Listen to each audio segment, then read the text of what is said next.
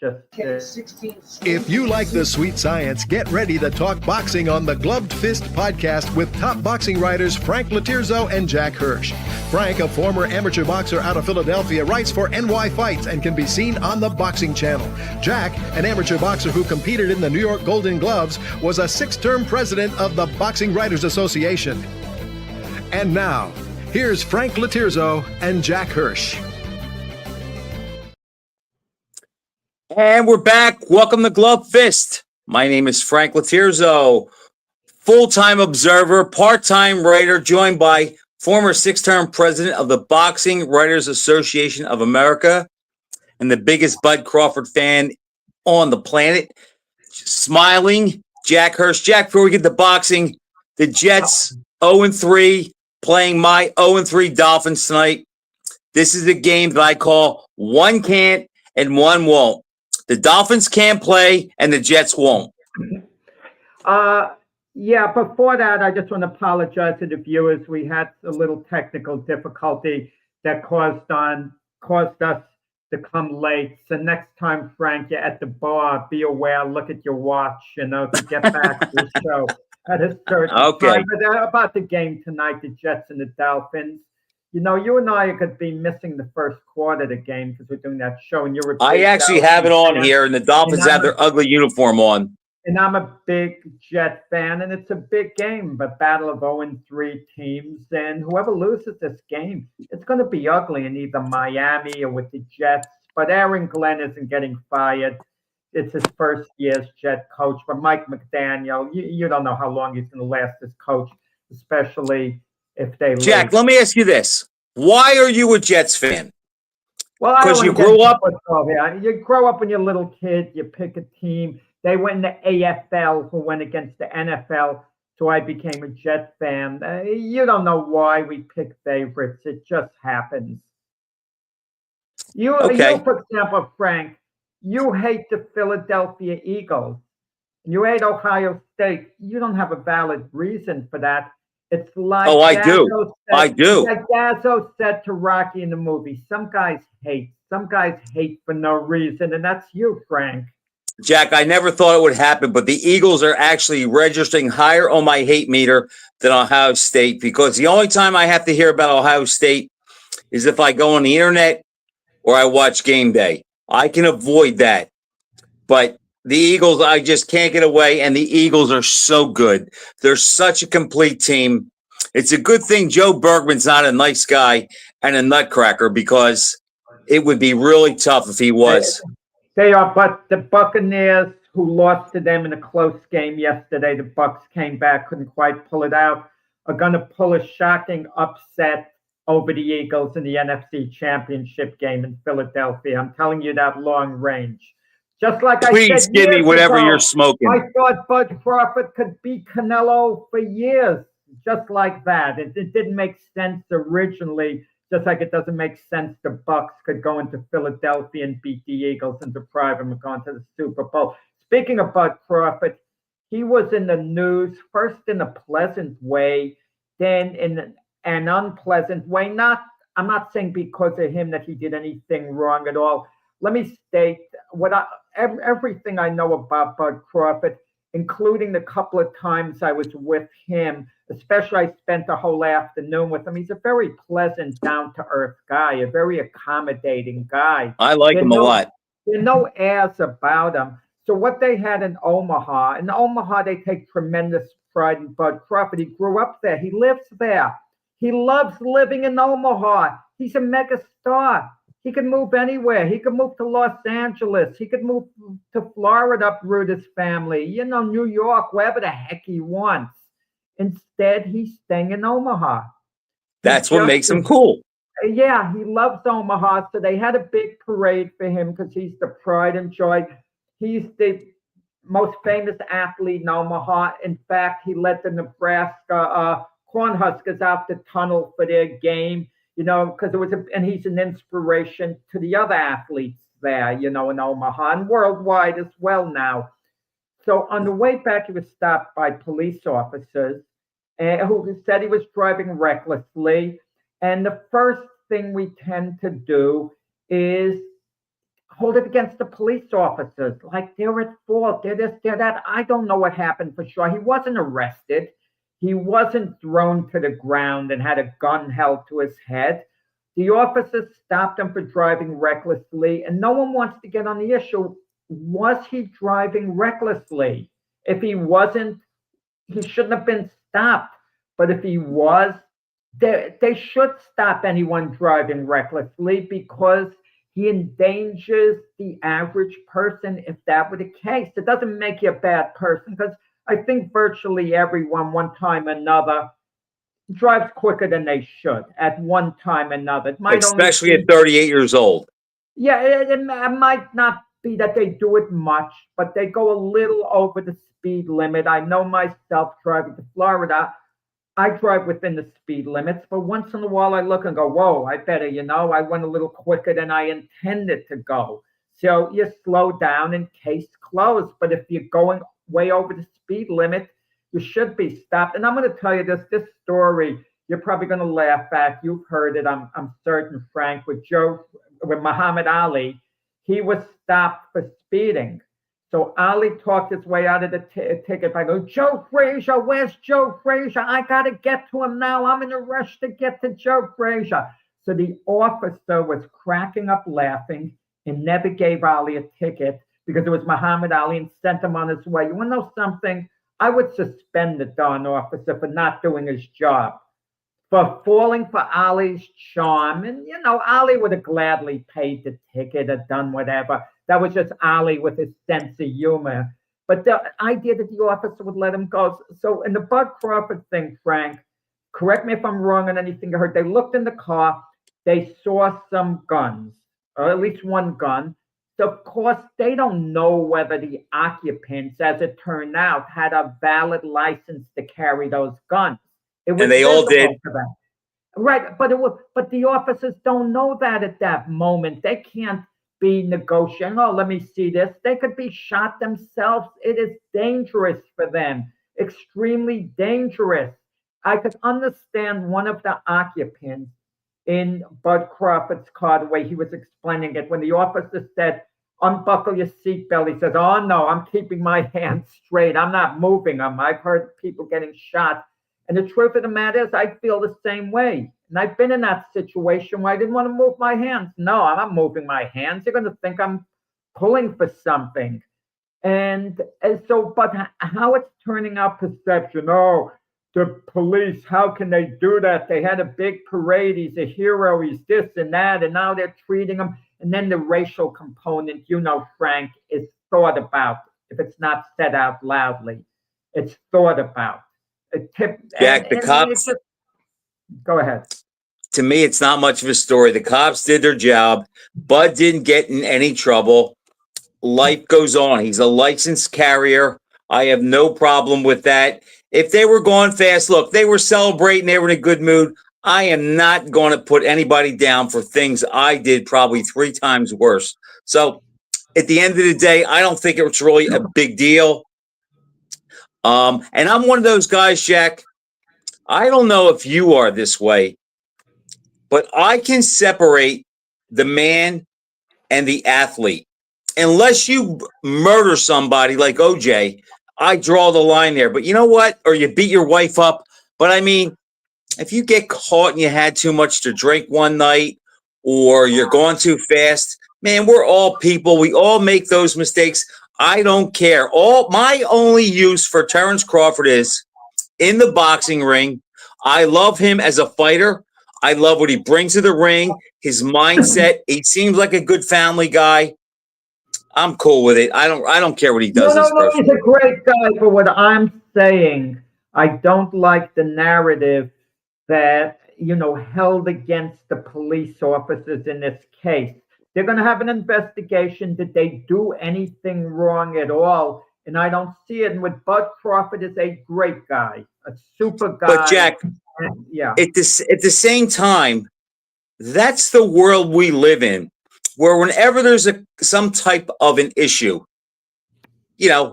somebody's going to be on the side of the cops. There are people who are going to be against them. There's going to be the race card. it's and the political end. It's just the world that we live in, and people just need to chill out and take it easy. Got pulled Joe over. Biden said Bub was in the back seat. I didn't realize that. But okay, listen, it's done with, but it was news. Can we switch to other news, underlying news? Because you were bragging, Frank, a few weeks back about Moses Atamu. Okay, and to me, he's a future heavyweight champion somewhere down the line. I don't remember bragging about him, but go ahead. Well, he stopped Dylan White in one round, and you were saying, "Wow." What we saw, Jack, he looked good. He's got the tools. He's got the tools, and when you look at all the other young heavyweights out there, he heads the class. So I would project him, if Usyk retires, as you know, the heir apparent perhaps, or the heir apparent a year from now. So the IBF gave him the chance at that. Fight and eliminate against Frank Sanchez, and the winner gets to fight Usyk. Well, Atamu turned it down. And let me tell you why he turned it down, Frank. He didn't turn it down because he didn't feel he could beat Frank Sanchez. He probably beats Frank Sanchez, in my opinion. I agree. It's not an absolute lock he beats Frank Sanchez, but I'd make him a very clear favorite. He's more than 2-1 to beat him. Okay, yeah. So it's obvious he doesn't want to fight Usyk at this point in his career. He doesn't want to fight Usyk 7-8 months from now. Maybe he'll be willing to go against Usyk a year and a half, 2 years from now. They're waiting for Usyk to, maybe hit the age of 40 and then make his move. And to me, if you're that good, if you really have the goods and all, you go for it at this stage, or you be quiet. I don't want to hear about Atamu, how great he is, how this he is. He's not saying he's great, Jack. He's not saying it. He's not saying it. The media is saying it. Guys like you and I are the ones saying it. Atamu hasn't said anything. And as far as you say, well, you know what? If you think you're that good, you take that shot. Well, you know what? How'd that work out for Canelo? Well, you're not referring to the Mayweather fight, I hope. That's exactly what I'm referring to. No, Mayweather. Canelo was a seasoned fighter by the time he fought. But in the heavyweight division, Jack, you don't have to have as many fights or be as good. Atamu is the next guy. He's the coming guy. Canelo was perceived as that guy when he fought Mayweather. And we both know, as long as the day is, that we both know that Mayweather threw that fight at him because he wanted Canelo's name on his record, because he knew down the road Canelo would turn out to be exactly what he was, the face of boxing and a pound-for-pound guy, and he wanted to beat him before he got good. If Usyk were to fight Atamu and beat him, we'd give him no credit. You wouldn't probably give him that much credit no matter what, no matter when he beat him, because then we'd hear maybe Atamu wasn't all that. The same way with Daniel Dubois. Some of us, not you, I thought Usyk would beat Daniel Dubois in the rematch, but I felt Dubois at least posed a threat. You didn't feel he posed a threat. I felt he posed a threat. Okay? So when Usyk beats Dubois in the rematch, I got to give him a lot of credit. He, beat quite handily, a guy who posed at least a threat to him. Jack, but aren't you tired of, and Joe, we will get, is the Thurman Fundora fight this weekend? I don't think it is. It's 2 weeks out, right? I don't know, Joe, Thurman doesn't deserve any type of opportunity at a big fight. With that, let me just look real quick. I don't think that's Joe. That's for a little bit. That's a little bit down the road. I'll say right now, there's no way Thurman wins. The point I wanted to make with Jack was, I am tired of, and this applies to more than boxing. I am tired of the world, and maybe it's not the world. Maybe it's just on social media and on the internet. But it's like, as I said, Crawford wins, Canelo shot. If Canelo would have won, big deal. He'd be the guy that jumped up 2 or 3 weight classes. If it's Tama beats Usyk, Usyk's not that good. If Usyk wins, well, he only had 13 or 14 fights. It's like guys can't win today. And the more that we get into this new era of boxing, Jack, I can see why, as much as I loathe it, the reason why Mayweather was the way he was, because he knew no matter what, fans are always going to have something to say, whether you win or whether you lose. So I'm going to pick guys I can beat, make the most money, not get hurt. And then, you know what? When I retire and they say, nobody beat me, or I can say no one beat me, you know what? Let them argue about how great how great I was or was not. All you do is pick on Mayweather. In boxing history, there have been a lot of great fighters. Tell me where I'm wrong, Jack. Avoided challenges. I'll give you an example. Jack Dempsey never fought Harry Wills, far and away his outstanding challenger. Far and away, and it may have changed boxing history had he fought him. But no one criticizes Jack Dempsey for something like that. And as far as taking a shot at the title, Foreman beat Frazier in January 1973. He fought professional. He made his debut in June of '69, but had they offered Foreman the fight a year earlier, he would have taken it. He would have taken it. Okay, Jack, but that is a little bit different because Foreman felt that the Ali fight took a lot out of Frazier, and Dick Sadler knew all along that Foreman stylistically matched up with Joe Frazier. So it's a little bit different. I can see your point, but the bottom line is no matter who wins or who loses, that we don't get credit. Just like I was having a conversation with a good friend of mine last night, a guy who is very insightful and a guy I'll go to sometimes when I want to verify my opinion or I want to hear the other side. And he was reading me the eyebrow rankings, okay? Do you know that Sugar Ray Leonard is number 10 pound for pound, and Thomas Hearns and Marvin Hagler are not in the top 30? Now, Sugar Ray Leonard's signature win is Thomas Hearns, okay? Thomas Hearns' signature win is Duran, who is number 5, and Hagler's signature win is Hearns, who's not ranked, but he was the best guy Leonard beat. My point is, Jack, if Leonard is so great, or we give him credit because he beat Hearns, how can Hearns be 25 rungs down? And if Hagler's so great because he beat Hearns, how can he not be on the list close to Leonard? People have selective minds, and there are just certain fighters, Jack, that no matter what they do, they get an excuse made for them if they lose, and when they win, it's grandiose, where I don't play that game. I think, you know what? If Canelo beats Crawford, I don't want to hear his 2 or 3 weight classes below him. Yes, that's true, but Crawford is a great fighter. Frank, when they first signed the fight, you didn't like the fight because I didn't.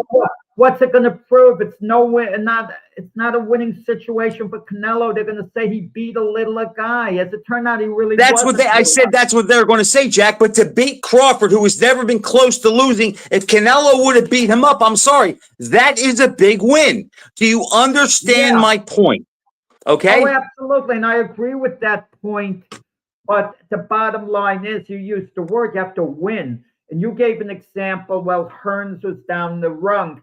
Had Hearns won the first fight with Leonard, the rankings would have played out differently forever. For example, Ring Magazine, Cliff Rowe, a very good writer, excellent writer, good guy. He did a rating of the top 100 fighters pound for pound in boxing history, but it was an analytical record. It wasn't based on opinion. It wasn't based on the naked eye. It was based on analytics, which run team sports today, strictly analytics. And you know who the 5th greatest fighter was, pound for pound of all time? He was a great fighter, but you'd never put him that high, Emil Griffith. And in the analytics, because he put all the contenders he beat, when he beat them, and so on. And in his analytics, he wrote down about the Louis Rodriguez fights. Griffith won 3 out of 4 fights against Louis Rodriguez. The third one was controversial. Right. The one fight Rodriguez won was by unanimous decision. The 3 fights Griffith won were by split decisions. And he put down Cliff Rowe. If the scorecards were slightly tweaked and they went in Rodriguez's favor, history would have played out very different for the both of them. Just one decision could have dropped Griffith from 5th to 55th. But Jack, when you get those analytics, everybody weighs things different. My point is this. Sugar Ray Leonard is hailed as a great pound-for-pound fighter, and according to Ibro, he's number 10. And a lot of that is based on his signature win being Tommy Hearns. So my point is this.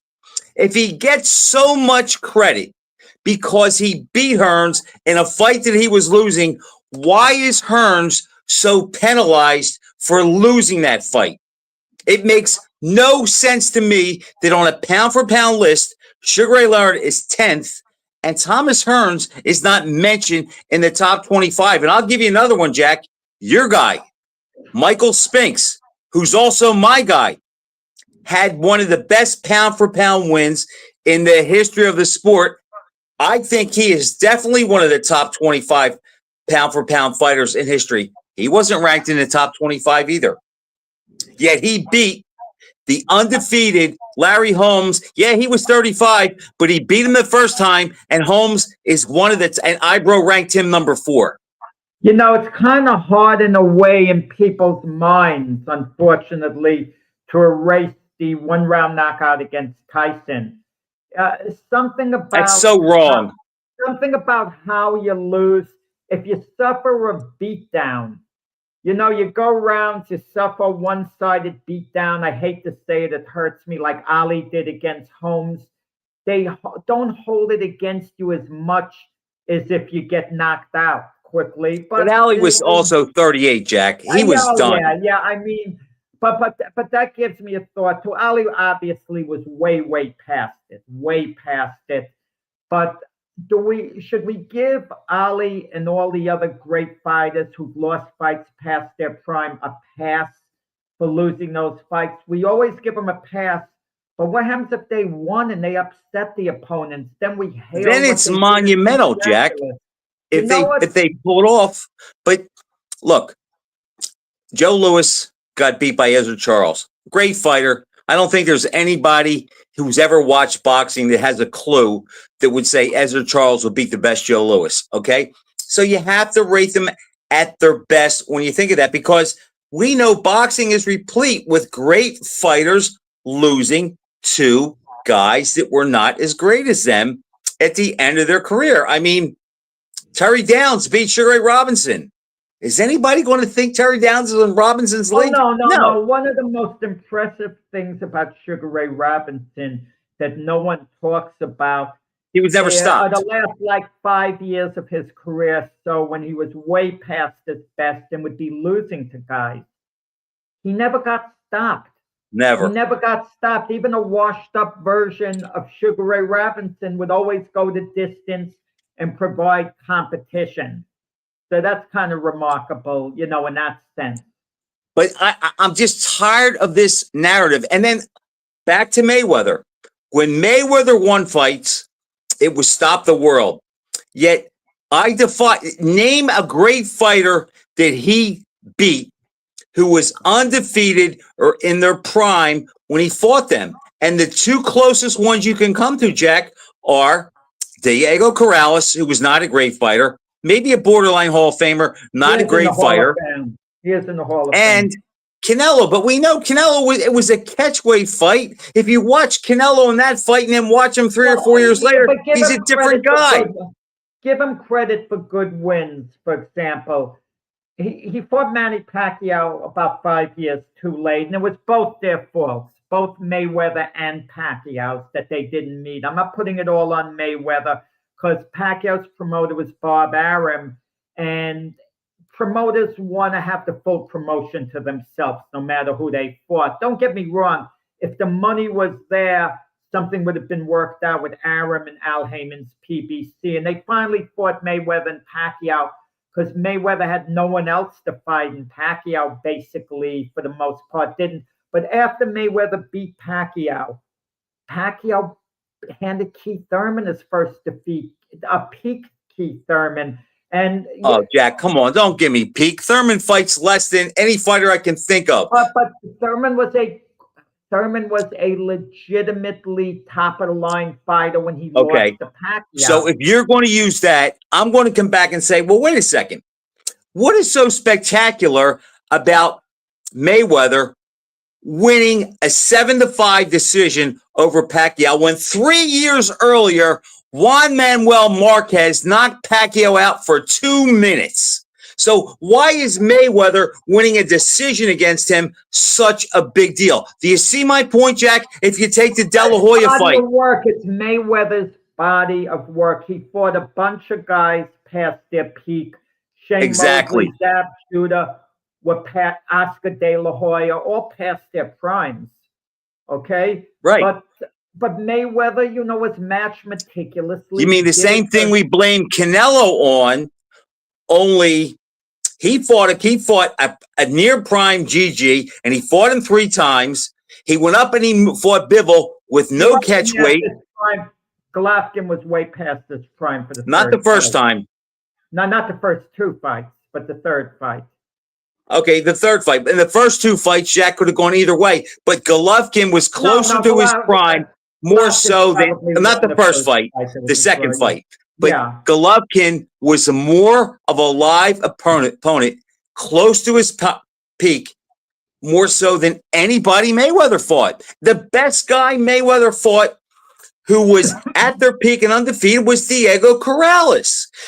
And we get on Canelo for doing the same thing. Canelo has a lot of names too, but there was always an angle. There was always a catch to it. The same thing with Mayweather. I have these fights all the time. He's a great boxer, always in shape, understood the game, but he was the best managed fighter in history. And it's basically his last 11 fights. And that's where his legacy became crafted, because no one was talking about him being one of the all-time greats before he fought Oscar De La Hoya. At what point in Mayweather's career, and I kind of have a little bit of a hard time pinpointing this, did he concern himself so deeply with getting to 50-0, not taking serious risks? Jack, that's the easiest question in the world to answer. That's the easiest question in the world to answer. It was when he fought, after he fought De La Hoya, he became a businessman, and he knew undefeated sells. And then once he got in sight of Marciano's record, then he worked on that too. But the last 11 fights of his career are when he made his legacy and when he was the biggest cherry picker. Okay, but we could be knocking Mayweather all the time that way. But historically, so many other fighters have avoided opponents. I think he was 23 on that list, Jack. 23 or 24 pound for pound. Who, Mayweather? Yes. And I would put Terrence Crawford and Manny Pacquiao above him pound for pound. Because Pacquiao has better wins, and Crawford's just a better fighter, and he's undefeated. Yeah, well, okay. I mean, Crawford let his career play out completely. I mean, now Crawford's entered a new territory. Now, for the first time, we're seeing on social media, how would Crawford have done against Sugar Ray Leonard? That supposedly is the dream fight. It's funny how he leaped Mayweather, though. Now it's not Mayweather, it's Leonard. Before it was Mayweather against Leonard. Now it's Crawford against Leonard. Yeah, because Crawford's entered a new territory. But people are, and they ask how might he have done against Hearns, how might he have done against Hagler. I don't like the Hagler comparison. I'm going to tell you why. Because Hagler was a career middleweight, and Crawford moved up from junior welterweight, and Hearns was a welterweight. So I'm okay with the Hearns comparison. So, Jack, the other day, somebody asked me about Hagler and Crawford, and they said, because I said Hagler or Crawford is as good as 3 of the 4 kings pound for pound. I won't put him over Duran, but I think he's on par with the other guys. And someone asked me, well, how would Crawford do against Hagler? And I said, look, the Hagler that Leonard fought, I think Crawford would have a good chance to outbox him with his speed, his feet, his toughness, and his versatile style. I said, but the Hagler that fought Tony Simpson or Hearns, that's a different story. Yeah, we don't know. Let's see. Let's see Crawford enough at a higher weight. Part of it is this too. Crawford's going to continue fighting. After he beat Canelo, we thought it was possibly might retire. Maybe he's a little tired. He's going to fight at least once more, Jack. Yeah, but he announced he's going to fight now. If it's a farewell fight, let's say in Omaha, whatever, he could have one more fight. He could pick whoever he wants, and you can't hold it against him if it's a farewell fight. If it's not a farewell fight, who exactly is going to be there? Is he going to drop down to middleweight? Is he, for example, let's say Conor Benn fights Chris Eubank Jr. Chris Eubank Jr. He's not fighting either Ben or Eubank, Jack. There's no way. It's going to be Mabili or Janibek, probably. I'm going to tell you why a Eubank Jr. fight I couldn't see taking place. Because you know who trains Eubank Jr.? Bomac. Right. So Bomac obviously would train Terence Crawford if he fought Chris Eubank Jr. You know that he would obviously do that, but all of a sudden Bomac changed his talk. Immediately after Crawford beat Canelo, Bomac was sounding off a little too much to my liking. And when I saw Bomac that afternoon with Crawford was a delight to be around. Bomac, who might be a very nice guy, wasn't the warmest, put it that way. He wasn't rude at all. Let me be upfront, not at all. But it was at a banquet that I arranged for them to be there that I was in charge of, and it was like, I don't even like being here that much. He didn't say it, but that was the impression I got. And Crawford was a delight around everyone.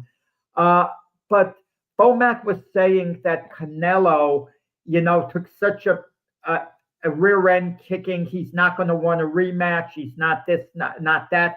And as soon as Eubank Jr. mentioned he'd be interested in fighting Canelo after Ben, Bomac is saying, no, he's a great fighter, Canelo. No reason for him to retire. He could pick and choose to fight whoever he wants. See, it's kind of like he changed his tune. Jack, I don't think they know yet. It's still only 2 weeks out. There are so many things to fall into place or out of place before they can make the fight. We'll know in another 3 or 4 months when he starts talking about that.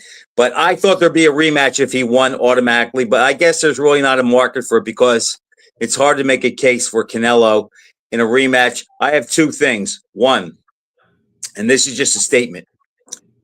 Crawford and Usyk, there's a very good chance they're going to retire undefeated. And their record and their legacy, Jack, is going to get bigger. And they're going to rank a little higher historically than some of the old school guys want to believe. I predict that's going to be the case. The other thing is this.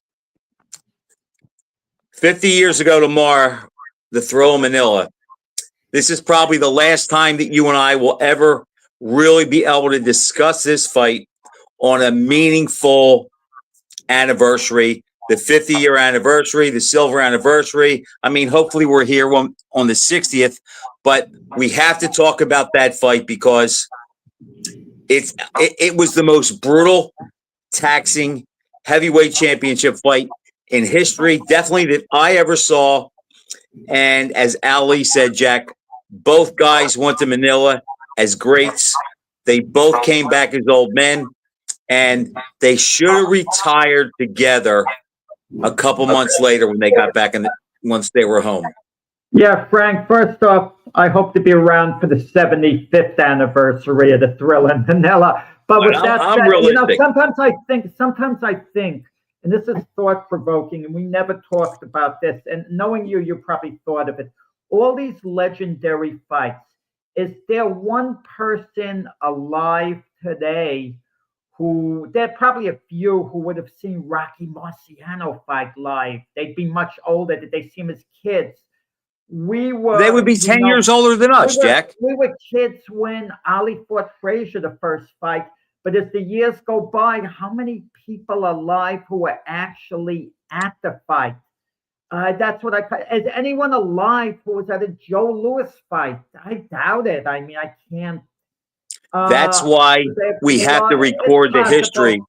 Yeah, it's possible. You need, there's some people around, but has anyone? I don't think that there's no one around.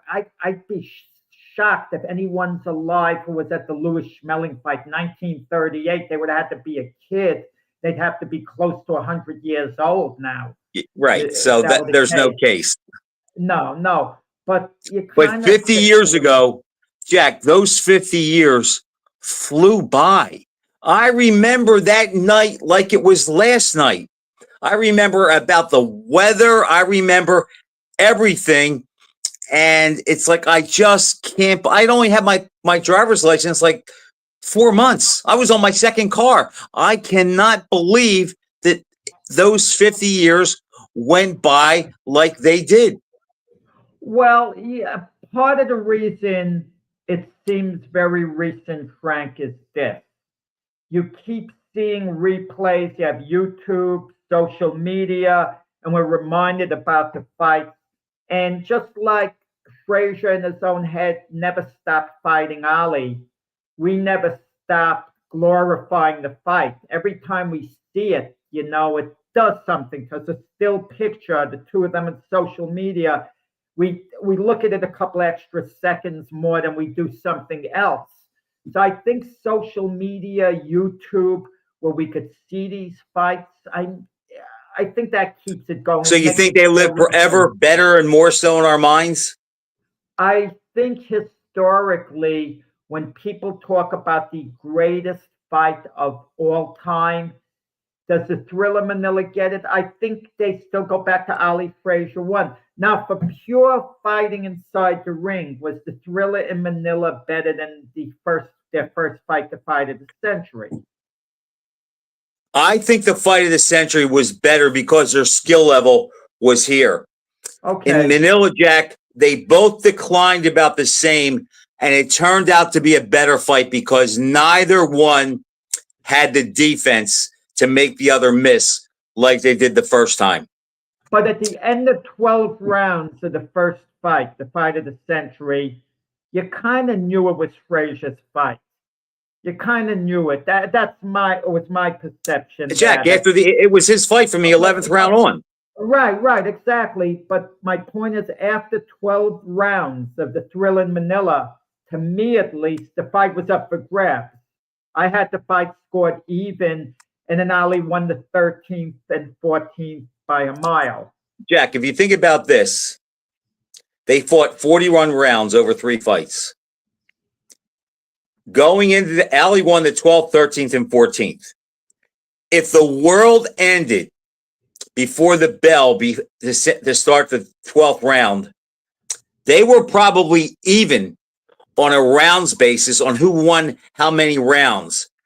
And if you think about it, and I've always said this, that fight and that series turned one way because of those last rounds. And in those last 3 rounds, after 38 rounds over 3 fights, finally, Ali's size, his reach, and his speed against a deteriorated Frazier were just a little too much. And he was hitting Joe almost at will in the face and the head. So to me, I think that's where the series went Ali's favor. But it wasn't until those last 3 rounds that he separated himself as, okay, he is the greater fighter. I have a theory. I may have mentioned this before as to why Joe Frazier maybe didn't lose the Thrilla Manila, but why he got stopped, why he fell apart finally the last 2 rounds. And my theory is this: it had less to do with Ali than the heat and humidity. Now, people adapt, athletes adapt very different to the heat and humidity. And I know it as a former marathon runner. Some days, you feel you're in great shape and you go out there and it's so humid, you hit a wall early and you just have nothing going for you at all. And I think that happened. Frazier Ward, that the heat and humidity got to him more than Ali. And look, we saw it happen with Sugar Ray Robinson and Joey Maxim. Robinson was beating Maxim by a mile and was going to be the light heavyweight champion, but he collapsed in the heat and Maxim was able to tolerate the heat. Jack, I think there's something to what you said, but I just think Ali's physicality, where he had every advantage, I really do think, and the fact that Frazier had to go to him and walk in through his assault, I think that had a lot to do with it. But I have heard some say, and this may shock you, that arena was not air conditioned. The Araneta Coliseum, where they fought, was not an air conditioned venue. And I've heard some guys say that if they fought in an air conditioned venue, Frazier would have won, but because it was not, that favored Ali. I mean, that's plausible. Ali did suck it up at the end of fights outside. He was used to that. It's a thought that I'm not dismissing. I'm not saying it's the reason. I'm saying it is possible it happened. Now, I want to throw this at you because there's no bigger advocate for Sugar Ray Robinson than you. I mean, it's had the heat not been a factor, Robinson obviously beats Joey Maxim very decisively. I know what you're going to say. Wins the World Light Heavyweight Championship. Exactly. Now, there's no cruiserweight division. All light heavyweight champions at one time or another go for the heavyweight title. And I can just see Robinson match with Rocky Marciano. First, Sugar Ray would have said, get out of here. I'm not fighting him, blah, blah, blah. That's actually what Crawford said about Canelo when they first put it to him. Like, come on.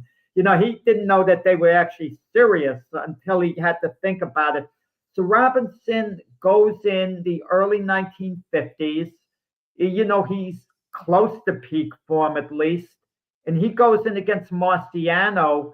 And in the past, you said you wouldn't give Sugar Ray a shot. Would you? And that has not changed. He does not get out of the second round.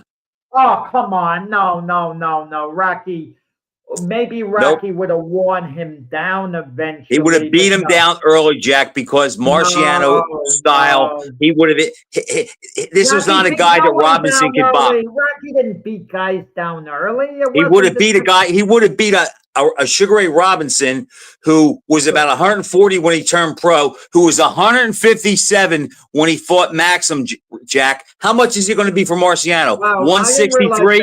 I didn't realize that. So he could have gone up to 175 pounds if he wanted. He was 16 pounds lighter than Maxim. He only wait a second. He only weighed 157 pounds when he was fighting for the World Light Heavyweight Championship. He was 157 and Maxim was 163. Wait. But that doesn't make sense for Maxim. I mean, 173. 173. Okay, Maxim was 173. Sugar Ray was 157. He did not gain weight for that fight, Jack. He went in there, which he thought was his best weight. So if he would have fought Marciano, wow. He maybe, in that case, he would have weighed maybe close 170? 163, 164. Yeah, that would have been light. Okay, let's say he's 167. No. What's he going to do with a caveman like Rocky, Jack? But Rocky would have weighed about 188. Rocky, and what Marciano probably would have done for that fight, I bet you they overthink things. He'd say, I have to get down and weight because I got to. So he comes in at 185. Yeah.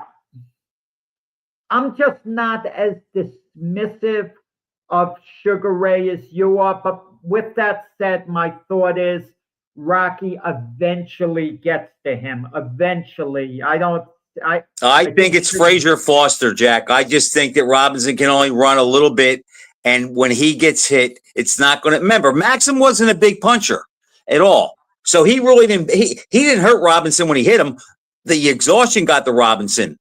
Okay, Marciano, as much as I love Ray, I think he would have beat him up really bad. In fact, I don't think Ray would have beaten Archie Moore at 175. Tough fight. Well, but now you're getting into a whole area. You're going to say, well, would he have beaten Harold Johnson? Would he have beaten this guy, that guy? Do you feel Ray would have hit a wall against light heavyweights? Absolutely, yes.